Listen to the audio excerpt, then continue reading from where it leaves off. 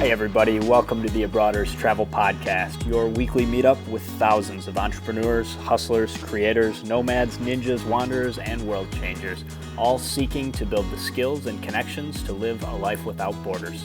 If you want to learn more about what we do or download our entire podcast archive, check out the website, abroaders.com. This bonus episode of the Abroaders Podcast is my appearance on the Art of Charm podcast with Jordan Harbinger. You can find links to Jordan's podcast and website with tons of great information about dating and attraction by checking out the show notes at abroaders.com/charm.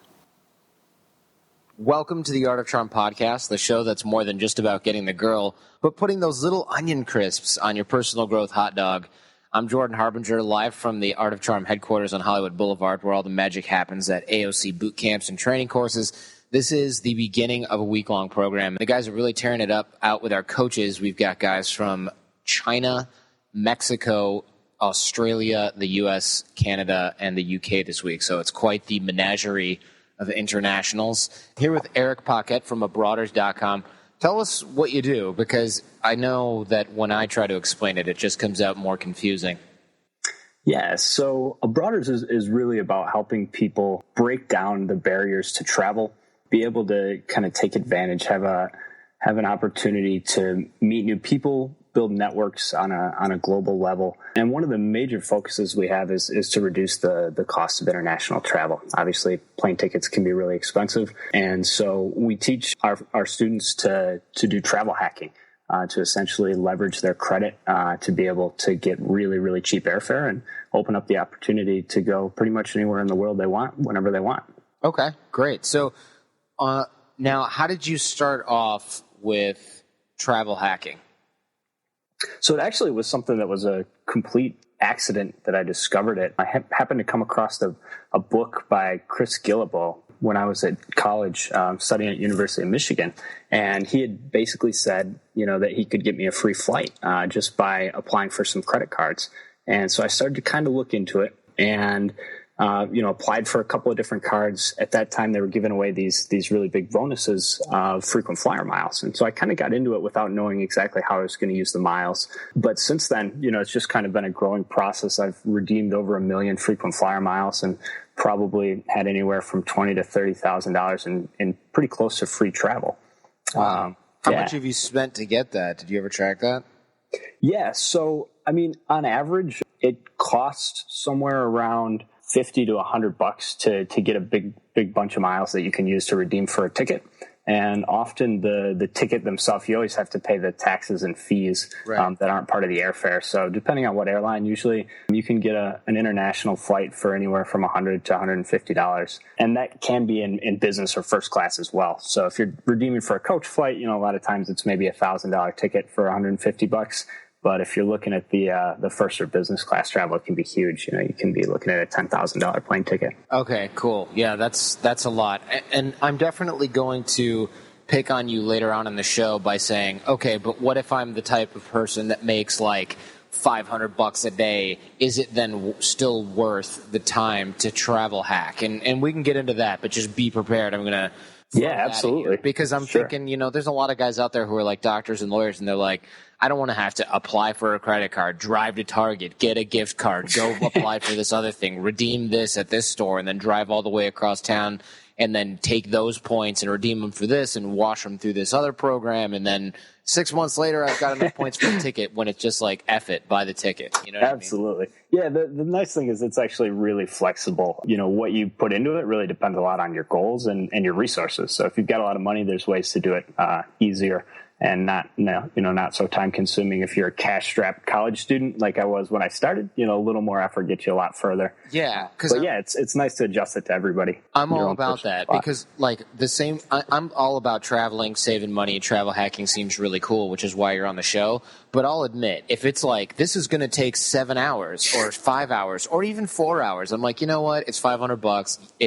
I'll just buy it. But when I was in college, if you were like, hey, this is $500, and you're like, but if you work your ass off for 3 days and nonstop with no sleep, it's free. I'm like, that's a no-brainer. I'm just going to stay up for 3 days. Because when you're in college, you don't have any money. It's going to take you a month to earn $500, if not even longer. It's going to take absolutely. You'll never get $500 when you're a college student. So or I wouldn't have back then. So it makes sense. But yeah, for now, I'm just like, oh, I've got to drive all the way there. Never mind. Here's my checkbook.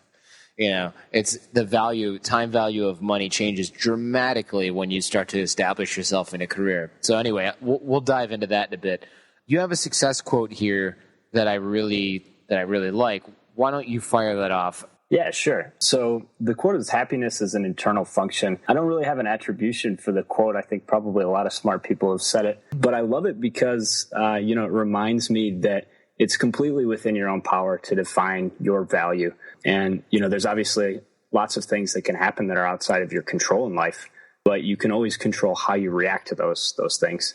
And so I think that for me, just having that kind of in the back of my head to remind me that, you get to choose your path, you get to take control of certain things that you can change and not worry about the ones that are outside of your control and just focus on how you're reacting, how you're growing from, adversity or external stressors. And, I like to think of those as kind of character builders. And that if you have that mindset that happiness is something that's internal to you, it makes it a lot easier to respond in a way that's gonna help you.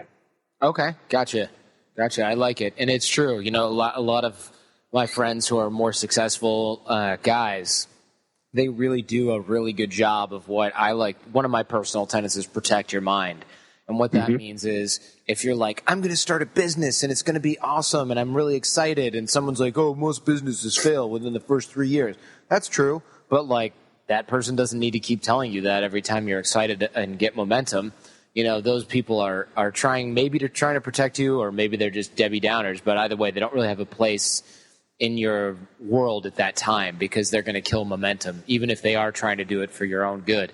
And unfortunately, sometimes these people are like your own parents. Oh, yeah. Some of the worst advice out there comes from people that mean so well. They really don't intend those bad consequences. But, it's natural, I think, for people to tell you to be realistic or to try and impose on you what they think should make you happy. If you really want to live a life that's outside of kind of the average of what everybody else settles for, you have to go outside of that comfort zone. And so you have to be able to protect your mind and defend it from people that are always going to be telling you that, get a real job or stop traveling the world and settle down like everybody else does. Yeah, exactly. And so it can be really tough. And I think you're right. Happiness is an internal function. It's along those same lines. A lot of times we choose to be unhappy, and that's really all there is to it. It's a lot happens in the way that you interpret events, which are in and of themselves neutral, for sure. And you have, I always ask people for old school advice as well. And you said your grandpa was an entrepreneur and all around awesome dude. So he really gave you a lot of strength when you first started your own company, didn't he? Gave you a lot of inspiration. Yeah, absolutely. I mean, I kind of was on the lookout for those people, that were ready to tell me, this is a terrible idea. I just graduated from university. I had, everybody that I knew and was friends with was kind of out, hunting for jobs, looking for kind of the traditional professional career path. And my grandpa ran a lumber yard and a few other small businesses for most of his professional life. And so he was a really kind of had an interesting contrast because he came from more conservative kind of traditional business world. There was certainly a lot less opportunity than there is now to do things in a global way with small business. But he was also really open-minded and really interested in the ways that business was changing, kind of since he had stepped out of his role with his company and kind of sold off and was just kind of watching things later on in life. And so when I decided to start my first company, he was the first person I told about it. And I was worried because, I really didn't know what I was doing. I our first company was a website design and marketing. And at the time, I didn't know anything about code. I didn't know anything about web design. I just basically knew that I could sell somebody a website and find somebody on Craigslist to build it for me. And so, I kind of started talking to him about this. And he basically told me, number one, you need to burn the ships. You need to be 100% committed to this. And so burn the ships kind of goes back to what the Spanish explorers were doing when they were coming to America. They essentially just torched all the boats when they arrived to make sure that people weren't going to mutiny and, say, oh, let's go back to Europe. It's nice over there. And so that was basically his first piece of advice: is you got to be fully committed to this. Don't leave one foot, kind of behind you, waiting to go back to do the traditional thing. And the second part was that you're going to have to fake it for a while until you get there. And so actually one of our first customers was a major Division I university's athletic department. We built a football recruiting website. And at the time, we barely had our own website figured out. And so my partner and I, we put on some suits and we drove like 10 hours, and the whole car ride, we're just going back and forth, like all these questions that they could ask us about, how long we've been in business, which had been like 2 months at that point, right. And our history and who our other clients were. And we finally got down there and, nobody asked us anything. They were just so excited that they had found somebody that could build them the site. And so, we sold them a website, and that was kind of all she wrote. But the fake it till you make it part is really relevant to what we're teaching now with the travel hacking, because it makes it possible to really expand your opportunities. Right. It is true, because a lot of times people think, I want to start this, but I'm going to need to go meet with people. I'm going to need to fly around and pitch. I'm going to need to stay in hotels and things like that. And once you realize I can couch surf and travel hack, you're like, maybe I don't need an extra 10, 20 grand to make it happen this year. Precisely. And that's a huge deal, because whereas 10 or 20 grand might not be a lot to an established entrepreneur or businessman or somebody who's even an established professional, when you're in startup mode and all you have is a credit card with a $20,000 limit on it, or 5 credit cards with $4,000 right. credit card limit, which is more likely, you don't really your options look a lot more grim when you're looking at the cost of travel taking up 60% of your budget for your whole company. Exactly. Yep. Yeah. And it gives you an opportunity to kind of play the part when you're meeting with maybe potential customers or potential partners that are way ahead of you, that are traveling a lot and doing it, it's funded by their business because they have a successful model. And when you're just getting, you're bootstrapped and you're just getting up and running, it can be really huge. You don't have to even say anything. It sends the message. If you can show up and meet with somebody on the other side of the country, they don't need to know that you got your ticket for $5 in taxes and a bunch of frequent flyer miles. So it's a silent signal that you're the real deal, and it definitely can make a big difference in both professional and dating, relationships, stuff like that as well. Absolutely. Now tell me what travel hacking is, because there's a few people who are like, I still don't get it. I'm about to turn this one off. Yeah. So, I think the biggest problem is there's a ton of misinformation and just what you said at the beginning of, this perception that it's extremely complicated. Travel hacking is just about reducing the cost of international travel. Your basic process is you're going to earn a bunch of frequent flyer miles as cheaply as you can, and then you're going to redeem them for airfare. And so, as I said before, most of the international redemptions cost less than $100. One of the easiest ways to earn all these miles is to leverage your credit and churn credit cards. There's other ways to do it. But for people that are in the U.S., so if you can get a bank account in the U.S., you've got access to these huge bonuses that are being offered by credit cards. I was actually listening to your interview with Ramit Sethi. Sure. And he was talking a little bit about, negotiating and asking credit card companies or banks to waive fees. And what he brought up is really critical to why travel hacking works. And it's that banks are willing to pay, $200 to $500 to acquire you as a customer. And so travel hacking is really just about taking that money that they're willing to spend and keeping it for yourself. And so they're in this game where they're buying a bunch of miles in bulk from the airlines and they're awarding them for signing up for a card. And their model is that there are hundreds of millions of consumers out there, and most of those people are not going to use their miles effectively. They're maybe going to forget about them. And more importantly to the bank, they're going to stay with that one credit card forever. And so the bank buys you off once with some miles that you maybe use, maybe don't, and you keep using that card and they make money. A lot of people make bad decisions, get into interest and debt. So the banks are just absolutely cleaning up with this. And so what travel hacking is, instead of just taking one card and hanging on to it and using it for life, you earn your bonus, you use the miles to fly somewhere cool, and then you grab another card and you repeat the process. So do you cancel those cards then when you're done using the bonus or whatever? Or do you just keep it open because of the fact that they gave you credit in the first place is good for your credit score? Exactly. Yeah, that's one of the biggest misconceptions about, this. When I say churning credit cards, I always get people that are like, oh my God, you're going to destroy your credit. You have no idea what you're doing. And it actually helps. It's exactly that. You're building a good relationship with the bank. And as long as you don't, miss payments on a credit card, it's fine to have it open. So typically after I earn the bonus, I put the card in a drawer. And the only time you really want to cancel a card is if it has an annual fee that's going to cost you money. And so we talk, we can get into that stuff a little bit more. It's a little bit more of the finer details. But yeah, the basic idea is you're going to open cards in a strategic way a couple of times a year. And it gives you enough miles to make 4 or 5 international trips a year. Wow, that's great. That's insane. 4 or 5 trips a year. Probably not when you're starting out. It depends quite a bit on how good your credit is and how many cards the banks are going to approve you for. And so, I would say if you've never done this before or you don't have much of a financial history with credit cards, you're probably looking at a couple of flights a year instead of 4 or 5. But it doesn't take long to build up to that. And it also doesn't take a lot of time investment. Yikes. Yeah, that's awesome. That's really cool.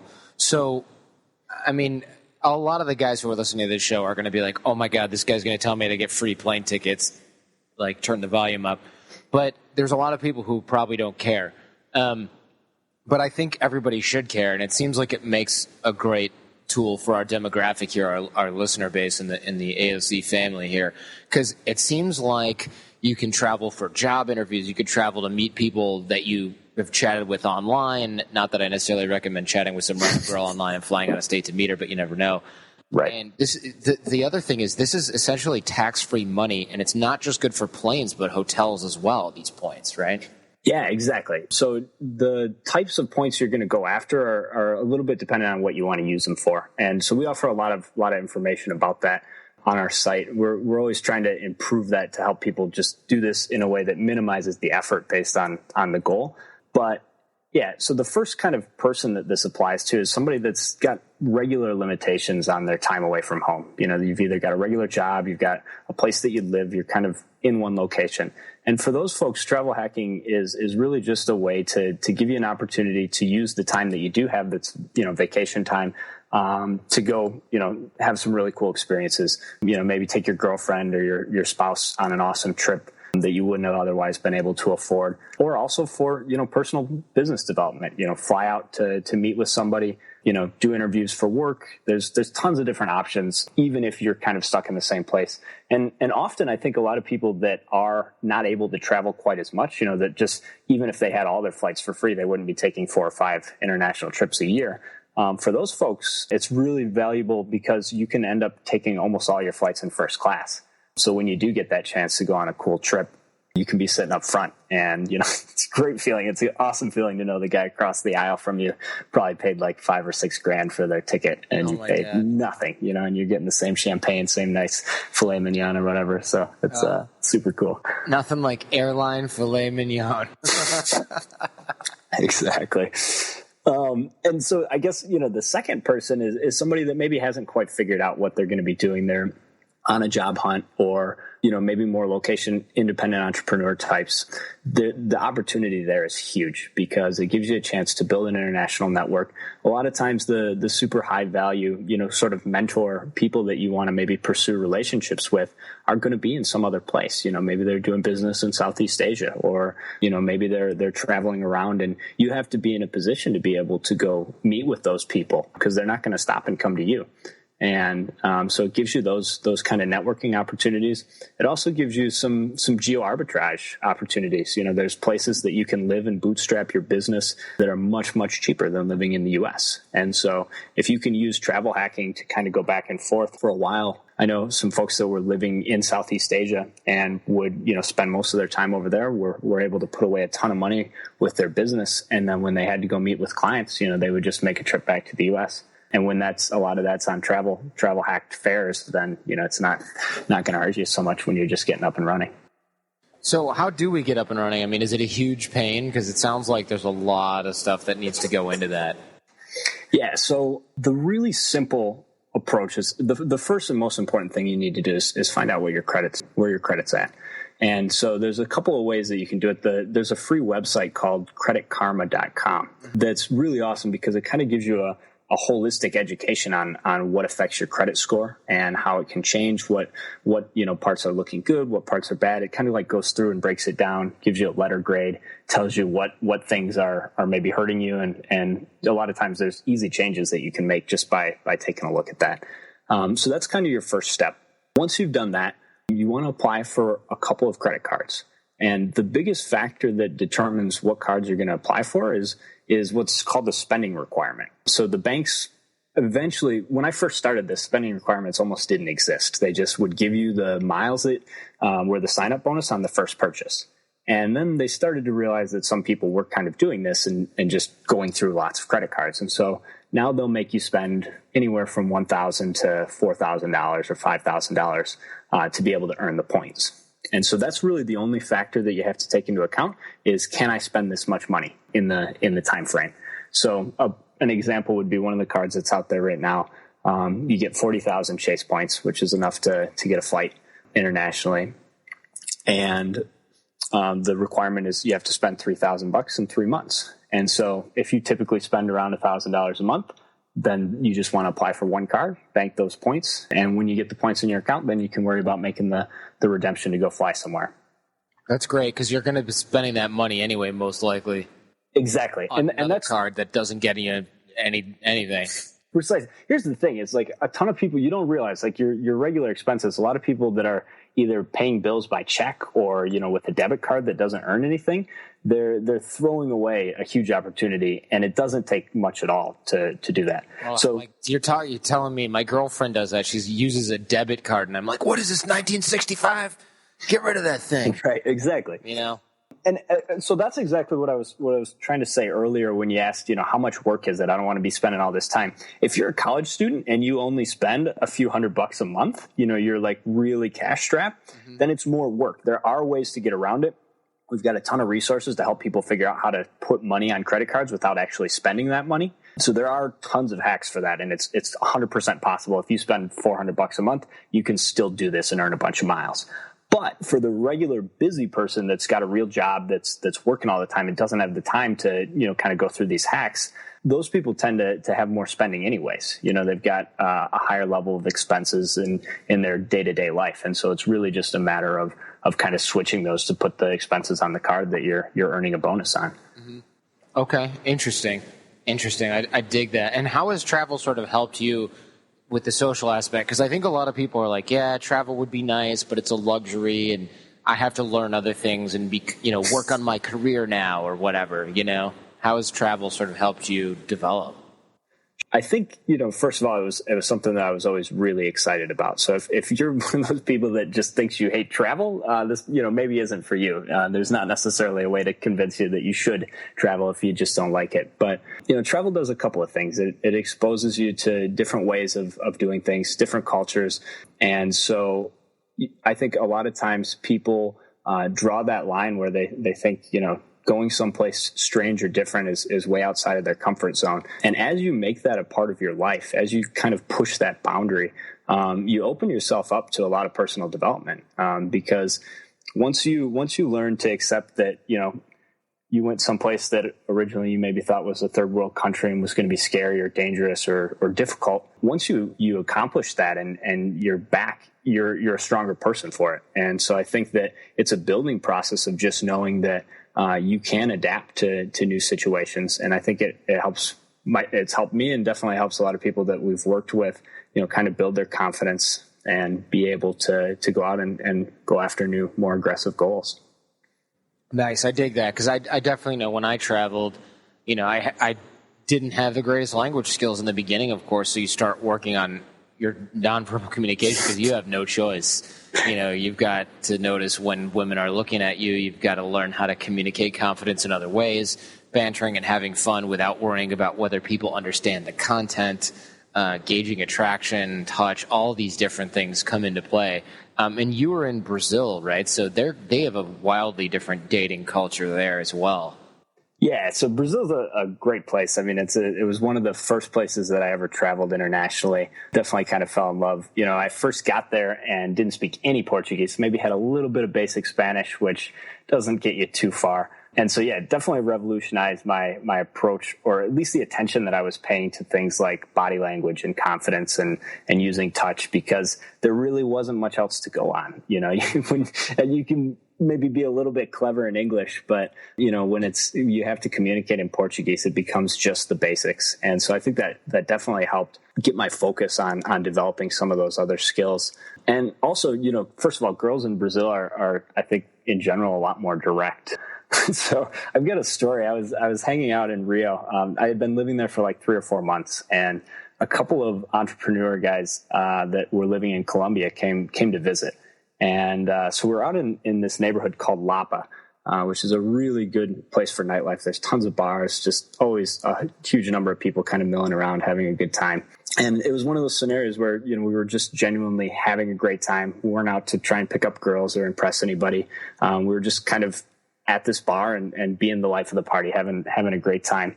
And in Brazil, when a girl is interested, they really give you about the most direct approach invitation that's possible. They've got an expression in Portuguese that's ela tá te filmando, which means she's filming you. And, so girls will just kind of like stare at you and just like, are you going to come talk to me or not? Wow. That's crazy. So blatant about it, huh? Yeah, just really, really direct. And, so I think that kind of segues into the fact that when you're first spending time in a new place, you're not really going to know what to expect with that.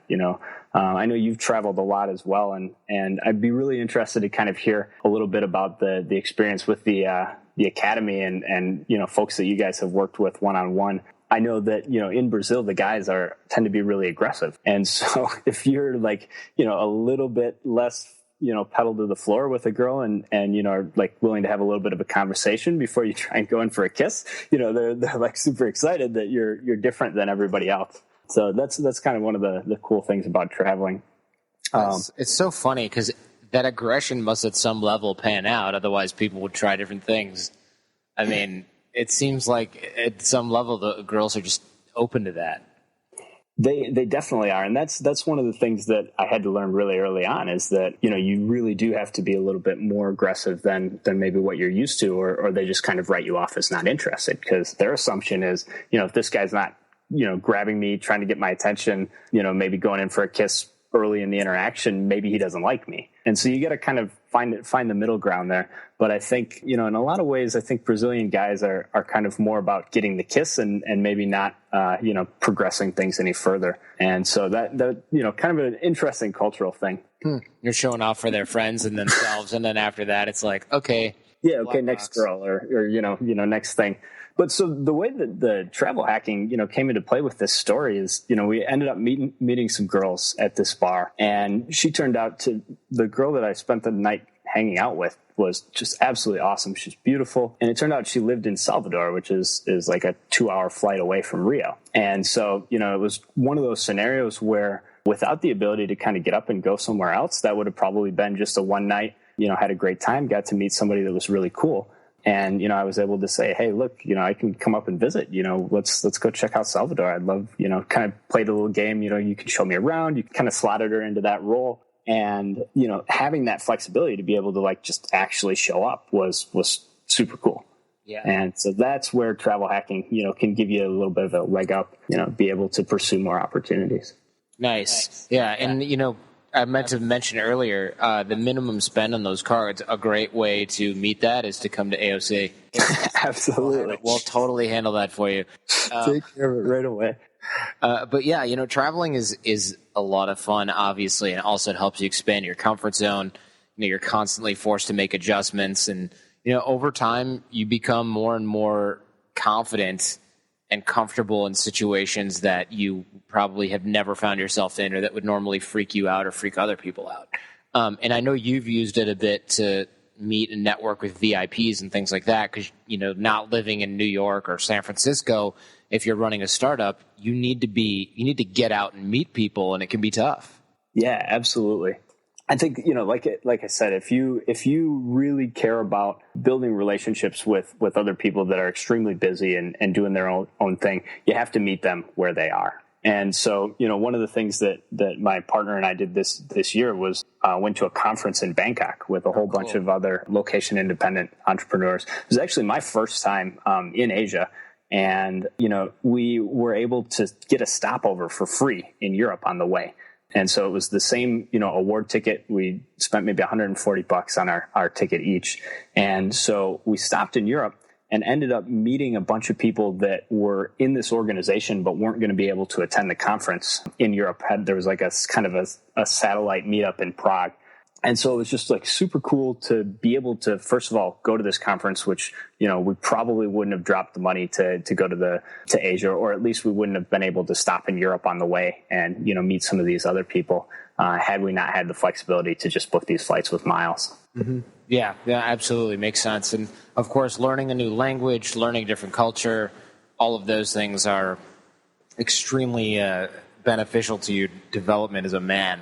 And even, learning how to play a random foreign instrument, or just being more interesting for having that much more worldly culture about you. It's amazing. Yeah, I think it's an important mindset that you want to be into, to try and learn something new.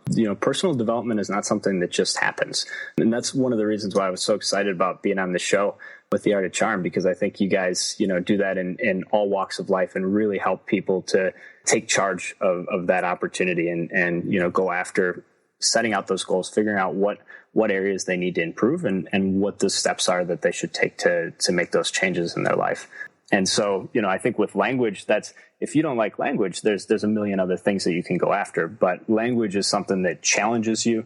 It's really hard at first and gets easy, and the payoff is exponential as you start to get better. You have an opportunity to network, maybe professionally with someone who you wouldn't have otherwise been able to communicate with, or you meet a beautiful girl and you want to get to know her. And, maybe she speaks a little English, but if you speak a little of her language, then you're meeting her halfway. And not only do you have more opportunity to connect and find common ground, but, you're also demonstrating some value that, you cared enough to spend some time trying to learn her language. And I think, women and people in general just dig that. They care that you're willing to make an effort and that you're focused on becoming a better person. I think that's attractive to a lot of people. Yeah, no, I would definitely agree with that. Obviously, learning is for some reason, personal development and learning looks great to everyone. It's one of those values that no matter what, people aren't going to be able to kind of dump on it, and it's just, exactly. It really is an amazing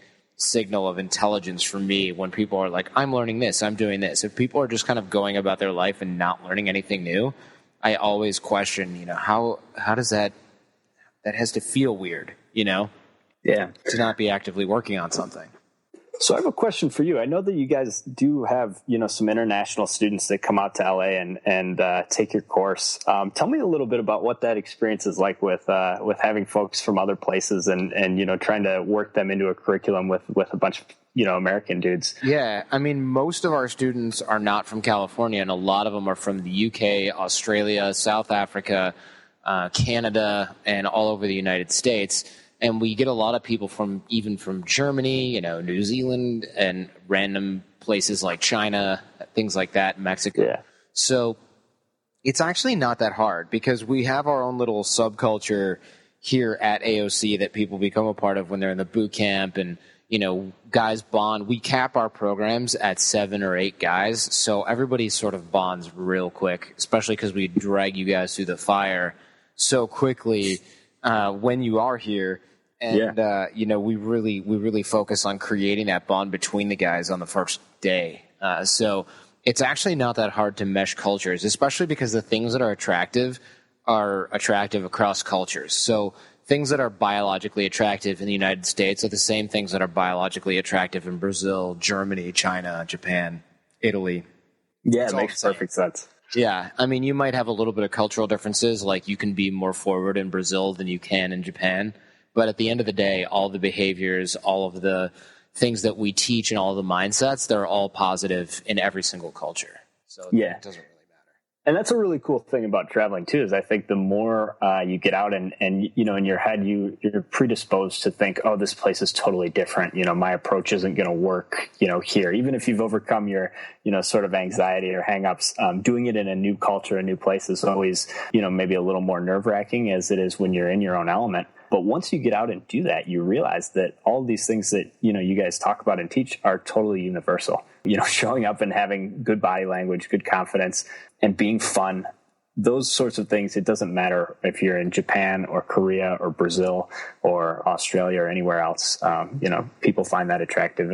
And so it's reinforcing, knowing that those things are universal when you've tried them in lots of places. Yeah, no, it is. It's funny. There's a lot of times people will write in their hate mail or whatever, their very occasional hate mail, and they're like, yeah, come and try this stuff on south side of Chicago. And it's like, are you kidding? We have this stuff working in Munich and Adelaide and Sydney and Tokyo. You think the south side of Chicago is going to be different from Ann Arbor, Michigan? Give me a break, dude. Exactly. And it's just people are looking for excuses, probably subconsciously, about why this stuff won't work, so they shouldn't put the work in.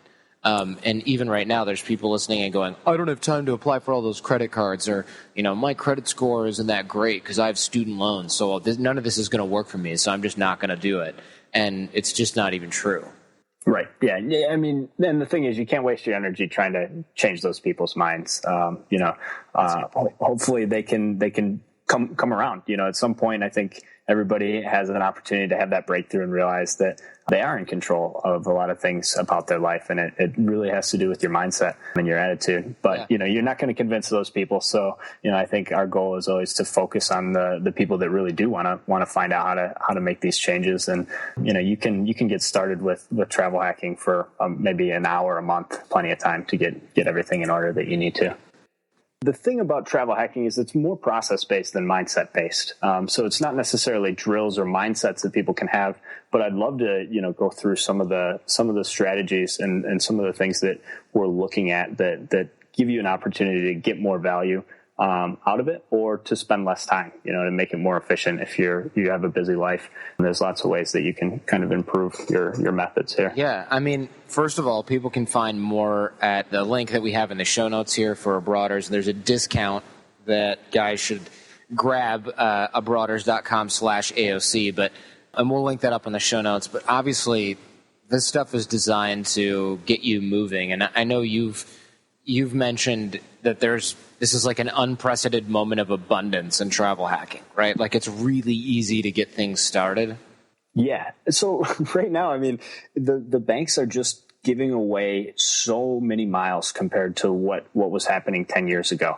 And it's not really clear why it's like this right now, but there's literally never been a time to get into this that it's as easy and that you can get as high a return as you can right now. So, like back maybe 10 years ago, the banks were giving away 20,000 or 10,000 miles. And now sign-up bonuses are anywhere from 50,000 to 100,000 miles.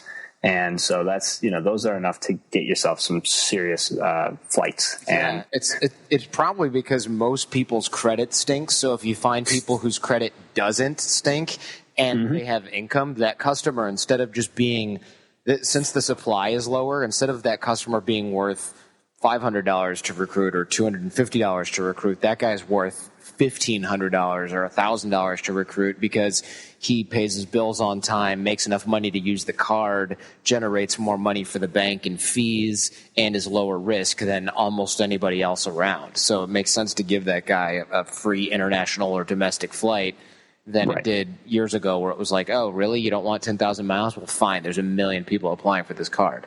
Yeah, there's a few different factors that play into this. So first of all, the banks are playing this at a massive scale, right? They're looking at hundreds of millions of consumers.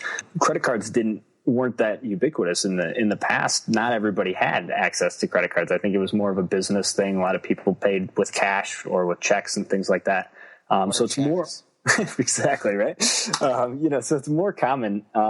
And what's happening? The other thing you got to keep in mind is that with these huge numbers involved, most people aren't using the miles in the way that we're going to teach you to use the miles. And so for the banks and for the airlines, it's still extremely profitable. And what I mean by that is that the banks are buying these miles in bulk from the airlines. And the airlines make it a little bit difficult, a little bit complicated to redeem your tickets. It depends on what kind of points, but they're just trying to weed out those people that are incredibly lazy. And so what happens is a lot of people, maybe I've had my mom's friends don't even know that they have points sometimes. They've been earning these points for like 10 years and they don't even know that they have them. So people let their points expire and the airlines win, or they use their points to buy like a coffee maker on the reward shopping mall, or, they cash them in for a gift card. And so instead of getting a $150 gift card, you can get a one-way flight to South America. And that's true. And most people aren't doing that. And so the banks are happy because they're buying these miles cheap. The airlines are okay with selling them because most people redeem them at pretty low value. And the people that are just cleaning up are the ones that just spend a little bit of time learning how the rules work. And instead of getting those loser gift cards, they end up going to Europe or something. Right. Yeah. No, it's funny because I looked at the one time I did bother to do any kind of research on this stuff. It was like, you can get a $50 statement credit. And it's like, or you can almost get a domestic flight from LA to New York if you pick like the right one and then toss in $50. Exactly. And I was like, what? $50 like off my statement? Who cares about that? It's not even worth it. And it was like the price of the taxes and the fees for the ticket that I paid. And so, and I also, you're right, the coffee maker, you end up paying like Sky Mall prices for a coffee maker or something like that. Or like, it's like the same coffee maker you could have got on Amazon for $50. You paid like $198 for it if you do the mile conversion. Precisely. Yep. Yeah, makes sense. All right. Well, good. I mean, you've got a step-by-step program over there at abroaders.com/AOC. And you talk about a lot, right? Earning miles, managing your credit, your score, your report, your financial health. What else do you talk about? Yeah, so it's basically broken down into two parts. The first part is the earning miles. So there's a lot about credit. It's just fundamental that you understand how your score works. And in general, you can expect a 20 to 50 point increase on your credit score after you've been travel hacking for a year or so. There's a lot of things that put upward pressure and improve your overall financial health. The second kind of principle that you want to keep in mind is that it's important to build sustainable long-term relationships with a bunch of different banks that are giving away these points. The first reason is that it lets you diversify. So certain banks have different relationships with different airlines. Chase, you can get points that you can use on United Airlines, whereas Citi right now, you can get points to use on American Airlines. So depending on where you want to go, you might want to be getting a card from Chase or you might want to be getting a card from Citi. And so the bottom line is that in addition to helping you diversify, having relationships with a bunch of lenders helps you get more credit overall. There's a certain limit of how many accounts and how much total credit Chase is going to give you. But if you've got your $10,000 of credit from Chase and then you start applying for cards from Amex, they also want in on the game. They want to have, sort of a bit of a market share in your wallet as well. And so, we teach people how to diversify, how to have these sustainable relationships with the lenders and how to make sure that your process is automated. A lot of stuff that Ramit talks about in Teach You to Be Rich applies here, that, you want to put everything on auto pay. We basically take you through a process so you're eliminating the risk of getting distracted, getting busy at work and forgetting about this and having something go wrong. The next part is you understand, what points you have. So you just want to try and accumulate as many as you can. And you have a system for applying for cards. And typically you just do it a couple of times a year. So you'll make a round of applications and you do them all on the same day. And that's a really important tip because banks report to the credit agencies whenever you apply for a card. And you do get nicked for a few points when you make an application for the inquiry on your credit report. But they only do it once a day. And so if you apply for all the cards you're going to get in, this round of applications on the same day, Chase doesn't see the applications you made with Amex or with Citi. So you just do them all at once, get your cards, get your points. And then the second part of the course is about how to redeem. Does that make sense so far? It does, yeah, because obviously the accumulating miles has a system. It's pretty simple, especially that applying for everything on the same day, which I wouldn't have thought about. I would have been like, doing this is such a pain. I'm going to do another one this weekend, and then I'll do one more on Sunday, and then maybe I'll do one after my meeting on Monday. That just drags your credit through the mud, right? Unnecessarily. It's not a massive impact, but it makes it harder to get approved, especially if you don't have a good, financial history or a long one. Like when I was starting in college, I didn't have a history because I was 18 years old or right. 18 years old. And so it depends a lot. If you're established, you can break a lot of these general rules and get away with it without any trouble. But yeah, you get the points and then you basically acquired tax-free money that you can use on travel sometime in the future. And, it's that simple. You've got all these points and you start thinking about where you want to go, which is the really fun part. You pick some spots, and the redeeming side is actually really not as complicated as people make it out to be. Frequent flyer programs are kind of your starting point. And so let's take, for example, that you've got a bunch of American miles. Their frequent flyer program sets all the rules that you need to use and that we're going to teach you how to exploit to get the most value. And so American Airlines has partnerships with dozens of airlines. And so you don't necessarily have to use your American points to fly on a plane that has the American logo on it. You could fly on a Cathay Pacific plane to Asia, or you could fly on a plane owned by LAN to go to South America. And so basically what we do is we start with putting in what destinations you want to get to and what your home airport is. And then you use the frequent flyer program that you have points in to book that flight. And often there's a bunch of rules like, what I talked about before with the stopover, where you can make a free stop on the way, or you can book a one-way award if you don't know, necessarily when you're going to come home. Mm-hmm. And so, that's basically how the redeeming section goes. It's just kind of step by step how to look at where you want to travel to and what miles can get you there for the most value. That's awesome. And you talk a lot about routing and award charts and rewards on the research and all this stuff. And I think it's cool. I mean, you even guaranteed it. I know I'm starting to sound like a commercial for you, but I really do like the travel hacking idea. It's cool, it's such an amazingly easy way that costs you almost nothing / literally nothing with some time that you'd apply for anyway, or spend applying for your cards anyway. You say you guarantee an international flight anywhere for under $200 in 6 months or less, which isn't bad. The only trick is if your credit stinks completely, you're kind of out of luck, right? Like if you're like in the 400 zone. Yeah, so if your credit's really bad, first of all, if you're in the 400 zone, there's probably something major that happened, a bankruptcy or a judgment, or you were just super late on a bunch of payments. So, if that's the case, you're going to lose a lot more money over the course of your life because of that bad credit anyway. So it's the first thing you just need to work on cleaning that up. We don't really focus on a ton of, if you have awful credit, that's not something we can probably help with. But if you're just a little bit below, I would say anything over 650 or so, anything in the mid to high 600s is plenty to be able to get started with this. And if you're a little bit below that, there's a lot of things that you can do to fix it. And so that's why the first module of the course is about managing and improving your credit. Get a bird's eye view of everything that's on your report. And a lot of times there's things that you can fix pretty easily that'll knock your score up 20 to 50 points. Nice. So abroaders.com/AOC is where that is at. And definitely you guys, I don't know if you want to leave us with a quick tip so that it doesn't, because we totally infomercialed for the last few minutes. I don't mind because it was cool, but.